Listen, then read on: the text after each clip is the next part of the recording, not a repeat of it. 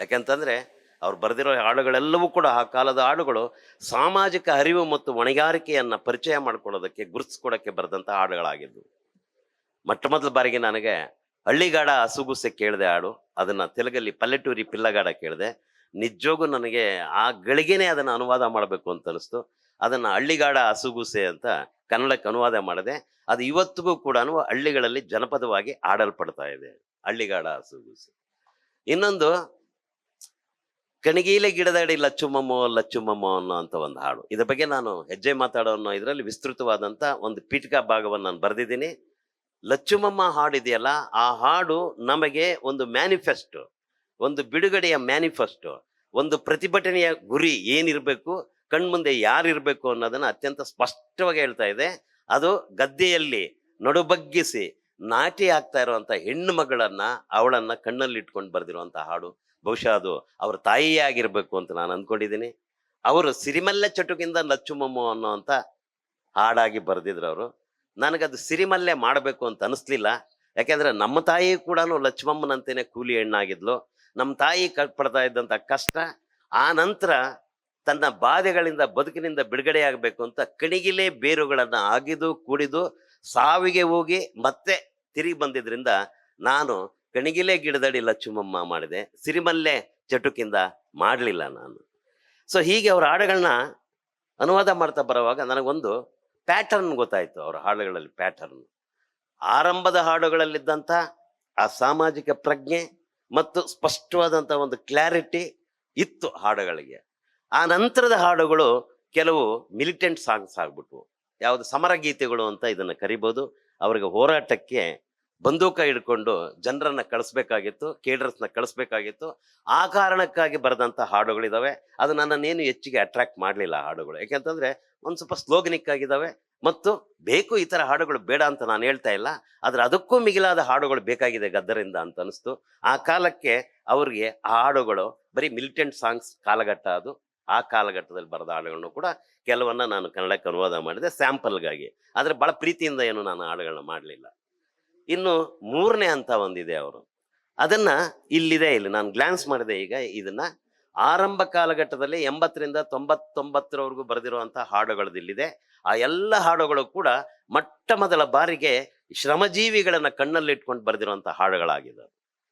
ಗ್ಯಾಂಗ್ನವ್ರು ಇರ್ಬೋದು, ಗ್ಯಾಂಗೋಳ ಮಂಡಿ ಬಾಬು ಮೇಮೋ ಹಾಡಾಡ್ಬೋದು, ಮೇದರನ್ನ ಹಾಡಾಗ್ಬೋದು, ಅಥವಾ ಇನ್ನು ಯಾವುದೇ ಶ್ರಮಜೀವಿಗಳ ಹಾಡಾಗ್ಬೋದು, ಒಡ್ರ ಬಗ್ಗೆ ಆಗಿರ್ಬೋದು, ಎಲ್ಲ ಕೂಡ ಶ್ರಮಜೀವಿಗಳ ಬಗ್ಗೆ ಬರೆದಂಥ ಹಾಡುಗಳಾಗಿದ್ದಾವೆ.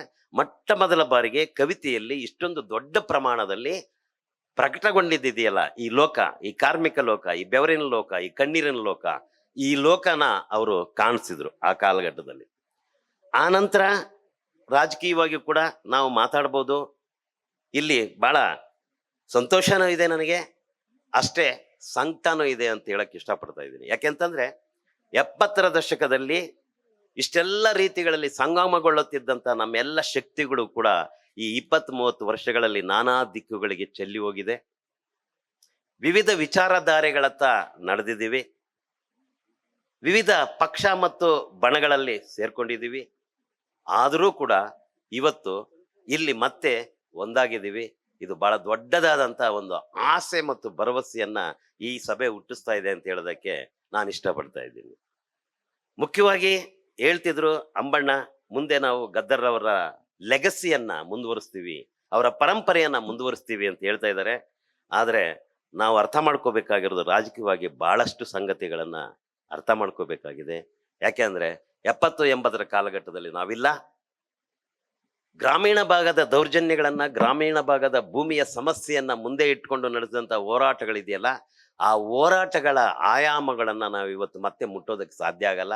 ಯಾಕೆಂತಂದ್ರೆ ಇವತ್ತು ಈ ಕಾಲಘಟ್ಟದಲ್ಲಿ ಇನ್ನು ಮುಂದಿನ ಭವಿಷ್ಯಕ್ಕೆ ನಮ್ಮ ಮಕ್ಕಳು ಎದುರಿಸ್ಬೇಕಾಗಿರೋಂಥ ಜಗತ್ತು ಬೇರೆಯದೇ ಆಗಿದೆ. ಅಲ್ಲಿರೋ ವಾಸ್ತವಗಳೇ ಬೇರೆ ಆಗಿದೆ. ನಾವು ಅರ್ಥ ಮಾಡ್ಕೋಬೇಕಾಗಿರೋಂಥ ರೀತಿಗಳೇ ಬೇರೆ ಆಗಿದೆ ಅಂತ ನಾನು ಭಾವಿಸ್ಕೊಂಡಿದ್ದೀನಿ. ಒಂದು, ಗದ್ದರ್ ಅವರನ್ನ, ವೆಂಕಟೇಶ್ ಇದ್ದಾರೆ ವೇದಿಕೆ ಮೇಲೆ, ಗದ್ದರನ್ನ ಇದಕ್ಕೂ ಮೊದಲು ಒಂದು ಸಂದರ್ಭದಲ್ಲಿ ನಾವು ನೋಡಿದ್ವಿ. ಕುಂಬಳಗೋಡಲ್ಲಿ ಪಿಚ್ಚಳ್ಳಿ ಹೇಳ್ದಂಗೆ ಅವರು ಅಡವಿ ತಾಯಿಗೆ ಹಾಡ್ತಾ ಇದ್ರು, ನಾನು ಕನ್ನಡಕ್ಕೆ ಅನುವಾದ ಮಾಡಿಕೊಟ್ಟೆ. ಅದಕ್ಕೂ ಮೊದಲು ನಾವು ಗದ್ದರನ್ನ ನೋಡಿದ್ವಿ. ಎಲ್ಲಿ ನೋಡಿದ್ವಿ ಅಂತಂದ್ರೆ ಅನಂತಪುರದ ಇಂಜಿನಿಯರಿಂಗ್ ಕಾಲೇಜಿನ ಆ ಮೈದಾನದಲ್ಲಿ ನೆರೆದಿದ್ದಂಥ RSU ಅದ್ರ ಮೇಲೆ ನಿಷೇಧ ಇತ್ತು. ರ್ಯಾಡಿಕಲ್ ಸ್ಟೂಡೆಂಟ್ಸ್ ಯೂನಿಯನ್ ಮೇಲೆ ಆ ನಿಷೇಧನ ಎತ್ತಿದ್ರು. ಚೆನ್ನಾರೆಡ್ಡಿ ಚೀಫ್ ಮಿನಿಸ್ಟರ್ ಆಗಿದ್ರು. ಆಗ ಅಲ್ಲೊಂದು ಸಮಾವೇಶ ನಡೆಯಿತು, ರ್ಯಾಡಿಕಲ್ ಸ್ಟೂಡೆಂಟ್ಸ್ ಯೂನಿಯನ್ ಮೊದಲನೇ ಸಮಾವೇಶ. ಆ ಸಮಾವೇಶದಲ್ಲಿ ಸುಮಾರು ಒಂದು 25 ಜನ ಪ್ರತಿನಿಧಿಗಳು ಭಾಗವಹಿಸಿದ್ರು. ನಾನು ಯಾಕೆ ಇದನ್ನ ಹೇಳ್ತಾ ಇದ್ದೀನಿ ಅಂತಂದ್ರೆ, ಆ ಇಂಜಿನಿಯರಿಂಗ್ ಕಾಲೇಜಿನ ಆ ಮೈದಾನ ಮರಳೊಂದು, ಆ ಮರಳ ಮೇಲೆ ಮಧ್ಯಾಹ್ನ ಸಾವಿರಾರು ಜನ ಟೋಕನ್ ಕೊಟ್ಟು ಟಿಕೆಟ್ ತಗೊಂಡ್ಬಂದು ಊಟದ ಆ ಪ್ಯಾಕೇಜ್ ಅನ್ನ ಇಟ್ಕೊಂಡು ಹಿಂಗೆ ಬಿಚ್ಚಿ ಊಟ ಮಾಡಕ್ ಕೂತಿದ್ರು. ನಾವು ಕೂತಿದ್ವಿ. ಸಾವಿರಾರು ಜನ ಬೈಲಲ್ಲಿ ಕೂತಿದ್ರು. ಯಾರೋ ಹಾಲಲ್ಲಿ ಗದ್ದರ್ ಬಂದಿದ್ದಾರೆ, ಆಡ್ತಾರೆ ಅಂತ ಒಂದು ಮೆಸೇಜ್, ಒಂದು ಸಂದೇಶನ ಕೊಟ್ಟರು. ಅಲ್ಲಿ ಭಾಷಣದಲ್ಲಿ ಒಂದು ಘೋಷಣೆ ಮಾಡಿದ್ರು. ನಾನು ನೋಡ್ತಾನೆ ಇದ್ದೀನಿ, ಎಲ್ಲ ಪ್ಯಾಕೆಟ್ಗಳು ಕೂಡ ಅಲ್ಲಿದ್ದಾವೆ, ಆಹಾರದ ಪ್ಯಾಕೆಟ್ಗಳು ಎಲ್ಲ ಬಿಟ್ಟು ಓಡ್ತಾ ಇದ್ದಾರೆ. ಇದಕ್ಕೆ ನನಗದನ್ನ ನಂಬೋಕೆ ಸಾಧ್ಯ ಆಗಲಿಲ್ಲ.